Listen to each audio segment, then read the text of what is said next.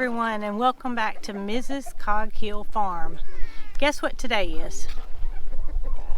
You guessed it. It's a Victoria Crown Pigeon nest build update. There's been a lot of activity going on with the nest build, and it was almost like a switch turned off. All of a sudden, they totally stopped building. They totally stopped building, and I just knew that she was going to lay an egg, because when the building stopped, she actually sat on the nest for almost an entire afternoon. And she would sit, she'd get up, she'd turn around, she'd sit some more, and he wasn't gathering any materials. It was just almost like he knew that she needed to just test that nest out. Well, me, thinking that the egg was coming, spent a whole lot of time watching VCP TV. That's what we call it. Victorian Crown Pigeon Television. I can see it on the camera, but we don't show you guys alive 24/7 because it's minimal time when they construct the nest. We literally catch them in action, and the nest build could go on for 30 minutes to an hour, and it seems like after they stop the build, then that's it for the day, and then it may duplicate the same process the next day. But what got me really excited was the fact that the nest building had stopped, and she started sitting in the nest. She did spend some time before she started sitting doing some major rearranging. I would see her on the nest just tucking little sticks and just making everything precise like she wanted it. And what she was doing, I feel like now, what she was doing was creating an indention where I think the egg is going to be laid. It's now, instead of that flat surface that you guys have been seeing with this nest build that's gone up and up and up, instead of just a flat surface, it has a swell in the middle of it, and that would make it safe so the egg wouldn't roll out. It would make it to where it would stay down in the material and not roll around, not roll out. The parents could have a better opportunity at keeping it warm. Let's take a look at my turkey crew. Sorry to interrupt, but I thought y'all might want to see what my audience is like here. Yeah, I'm gonna go in and I'm gonna show you guys what the nest looks like now, and then tell you a little bit about what I think needs to happen from this point forward. I wanted to come on in the Victoria Crown Pigeon Loft while they're not on the nest and show you guys what I think is happening. Okay, so they've added a little more material to this one side. So the side that's on the edge of the box is much higher than it was from the last video. You can see it's much higher on this side, and it gently slopes down. But here's what I'm most impressed with. Now, she's been spending a lot of time sitting on the nest, not necessarily building on the nest, but sitting on the nest. She's been rearranging right around where I think the egg is going to go. She sits there, and then it's almost like she's trying to see if it's comfortable enough for her to sit for 30 days, for her and him to sit for 30 days to incubate this egg. But here's what I want to show you guys, is look down in here. I think I can't see it from this camera angle, but from my camera angle with her being off the nest, it looks like there's 2 feathers in there, and she's also woven some material to make a swell, which is where I think the egg is gonna go. So I'm gonna show you guys what's left on the forest floor. Call it forest floor, aviary floor. As far as material goes, there's a lot of, you know, material that they've been using to construct the actual nest. But I see one feather over here. There is not a lot of things that she could use to make the nest hole softer. So what I think I'm gonna do, since she's kind of told me what she's doing, is I think now I need to gather some feathers in abundance. I think some feathers, and Marycarl mentioned maybe some more pine. I mean, they have some right here. That's because their beaks are large, so it has to be something that they can pick up, but this may be too large. You can see it's probably about 1 foot long. That may be too large for her to line the inside of the nest. I mean, there's pieces like this, which is not that large, but feathers. I did put some grass in here at one time. There's a feather there. She's not using the grass, and I think it's just simply because their beaks, if they were to pick it up, that's all she'd get. And their beaks are not going to be to where they can precisely, I mean, they're large birds, so they can't precisely get one piece. It's impossible with the size of their beaks. But just looking around, I see a couple of feathers on the ground, but I'm going to give them some more feathers so I'll feel better about the situation. Last night, I actually thought that she was laying an egg. It was getting close to late afternoon, and she was sitting on the nest, and she kept going around and around and around, and I said, oh my gracious, she's laying the egg. So I literally watched it for over an hour, and she fell asleep on the nest, and he fell asleep on this tree, which is where they normally both sleep. But Marycarl was a bit concerned because as night fell, their vision gets so limited, and you could tell that it was almost like, oh no, I fell asleep on the nest, and I don't know where my husband is. And so she got off the nest, and she ended up sleeping. She slept on the platform that we have here that leads to the nest. This morning, she's been sitting on the nest. That's why I came in here to do the quick video update, because she's off of it right now, which hasn't been the norm. She's spending a lot of time just sitting. He's bringing her materials every now and then, but it's not like the full-fledged nest build that was happening. So I'm gonna see if I can't get Marycarl to help me and gather some feathers and just make myself feel better about providing her with some material that she can line where I think the egg is gonna go. And there again, they do sit on the egg for 30 days, and they hatch. She lays one egg, and she and he take turns sitting on that one egg until the chick hatches. But wow, I mean, it's changed so much. It's almost like, okay, you think they're done, you think they're completed the nest, and then, oh, it's not. We got to make some changes, and that's what she and he have been doing. So feathers will make me feel better, and just I think she's close. I really do. I know I've been saying that, but I really feel like I wouldn't be surprised if any day now there's not an egg.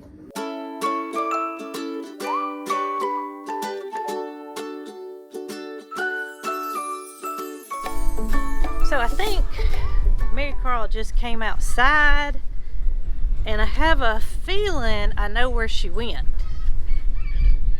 She's been training this little pigeon that she raised from a baby to recall train. And that may be kind of self-explanatory, but Some of y'all might not know what that means.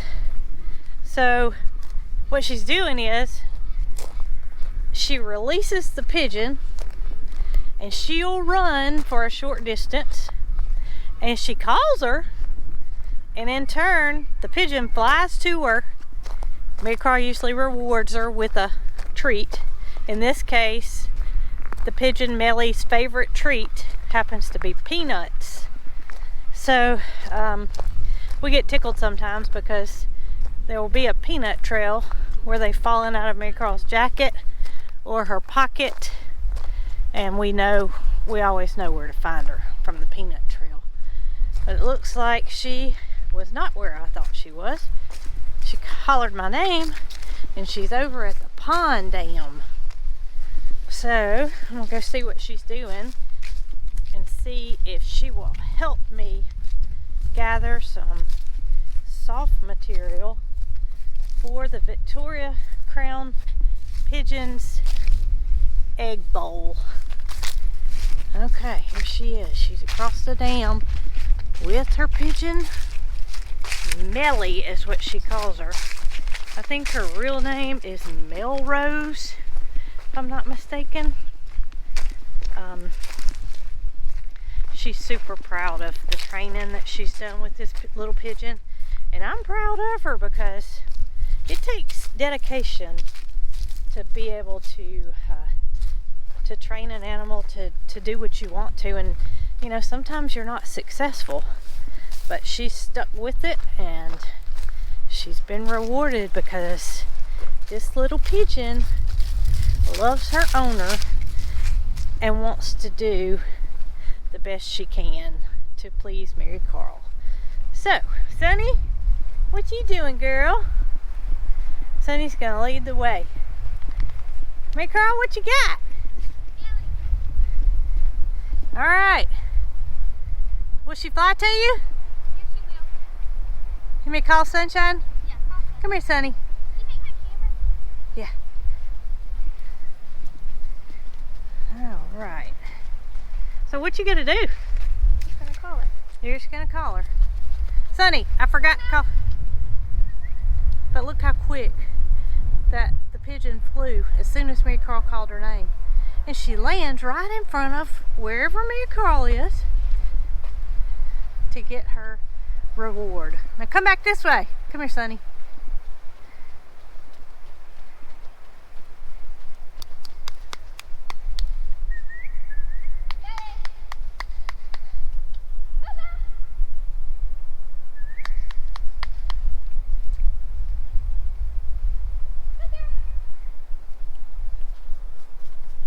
What a beautiful sight.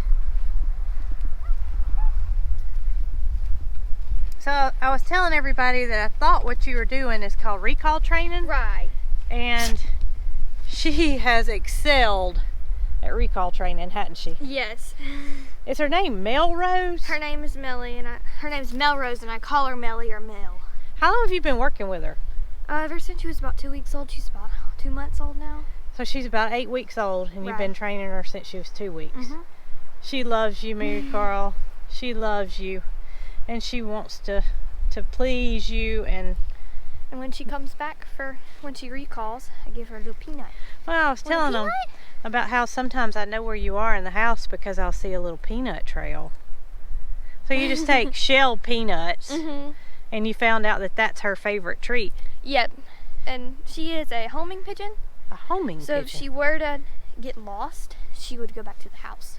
But she wants to stay with you. Mm-hmm. She does. Huh. If I hold her, will she do it? Well, to come back to me? Uh-huh. I'm not sure. Oh. Let me set her down and see what she does. You want me to get Sunshine to come back? Sunny's right there.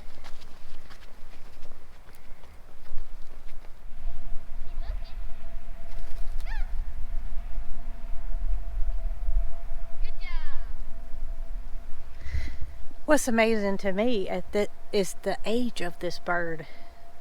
I mean, 8 weeks old, and she's trained this well, but Marycarl's been very persistent. She does it at least twice a day. There have been multiple times where I see her doing it more than twice a day, But Marycarl says that in her experience, if the bird is not worked with for even say 1 day, that they could lose the ability to recall. Isn't that right, Bo? I mean, you could probably go a week. Oh, I said you couldn't go a day. You could go a week, but you probably have to retrain them a little bit. Maybe retrain them. Okay, so Maybe stop free flying, because this is called free flying. Recalling is simply training the bird to come back to you. so this is free flying, not recall. Recall training is any kind of, like calling. And this is considered free flying. Free flying. Okay. And a lot of people do it with parrots, which I'm just too scared to do it with a tiny bird. I wouldn't do anything smaller than a pigeon. I've seen a lot of people do macaws. But you have to, you can't just expect to have a recall trained bird and expect to free fly them. Because just because they're recall trained. It's a totally different thing than just like indoor recall. Because indoor recall is simply training your bird to fly back to your hand. Now you might be amazing with that inside, but outside's a totally different world. Well, I guess there's things that could distract them. It's very important, especially for pet birds, because if you, for example, you had a cockatiel and your cockatiel got out, it would be wonderful if they knew recall, because you could simply whistle or do their command and they would fly back to you. And when you started out with Melly, you had a position on the porch, on the front porch of the house. Yep, I would train her to come back to. I would just do like this and Melly. Yeah, she's trying to figure out why you're calling back. her. Yeah, so you started out with a short distance, and now you can go across the property, and she'll come back to you. Amazing. And if she does get spooked, she always goes back to the house. We've been way far away, and she flies over the trees back to the house. Because that's like her home base. Yep, when she doesn't know what to do, that's her home base. Well, Melly, I've got a favor to ask of your mom. What? Do you think, Melly, that I could borrow her for just a short amount of time? He's listening. And maybe she could help me gather some feathers and some soft things for the Victoria Crown pigeons to line their nest with? Hey, girl, look at me when I'm talking to you. Okay, so she said that maybe a couple of more flies and she'll let you come with me. Is that a deal? Yes. Okay. If she doesn't get her exercise out, she looks out the window, because she lives in the house. House pigeon. She looks out of the window and waits on me to take her out. And she's getting her grit from the rocks that are in the dam, right? Yep. And you don't give her grit because she has access to so much. I give her in her food, but she doesn't ever eat it. She likes the outside kind best. Oh, well, natural's always better, isn't it, baby? Excited? And All she right. is okay doing the little shake. That's just what she does when she's excited. Excited shake. I do that sometimes when I get excited, too. I'm ready to go gather the materials for the nest build. Are you? Yes. All right. Melly, can you go inside while we go do a little gathering? Okay, so Melly the pigeon is back inside and tucked away. And Marycarl has in her hand some ferns that I picked up out of our woods the other day when we were coming back from the mysterious spot in the woods. If you hadn't seen that video, go check it out. It's a stone stacked, I call it a room. I don't really know what it is, but it was in the woods, and when we were coming back, I told Jason I was going to grab a few of those ferns because it might work well for the Victorians. So, Marycarl, do you think feathers like this? Yeah. Alright, so we're just going to go around and in the chicken enclosure, see what kind of feathers we can come up with and use these ferns and just see if they do anything with it.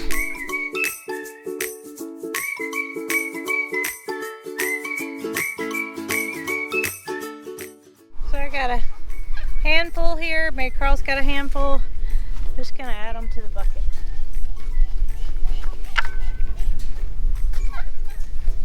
A few more added to the bucket. Ruby, can you contribute to this egg laying procedure. But the first thing I want to do is take a quick look at my phone, get on the webcam, make sure they're not on the nest before I go in there. Alright, nobody's on the nest, so I'd say it's safe to go in there, but you can see the well-defined egg swell, as I call it, right there, and there's 2 big feathers. So we're going to take this bucket of soft material, distribute it around, see if that won't get these birds moving. Okay, just like I just looked, they're not on the nest. And the feathers, some of them that we saw in here earlier are still in here. Where do you think put them? Just over here?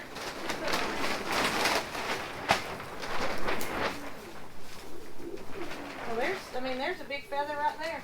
Yeah. That looks like a peacock feather. It is. It's nice if you want to have plastic one.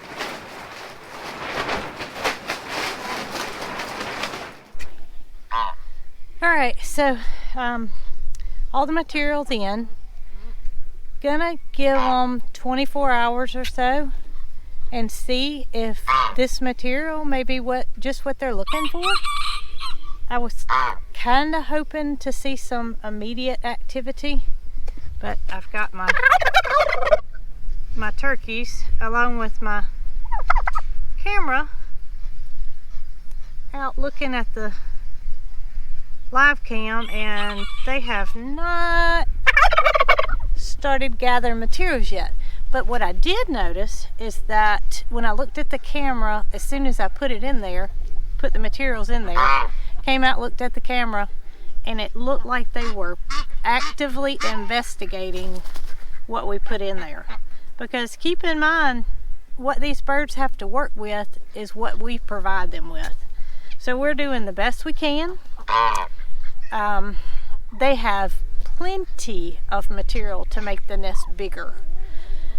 And if there was a way that we could communicate with each other, of course we would know exactly what they were wanting. But without that, all we can go on is our gut feeling, and our gut tells us that they're gonna need something to line the interior of where the nest will be laid. So all we can do is the best we can. That's what we're doing.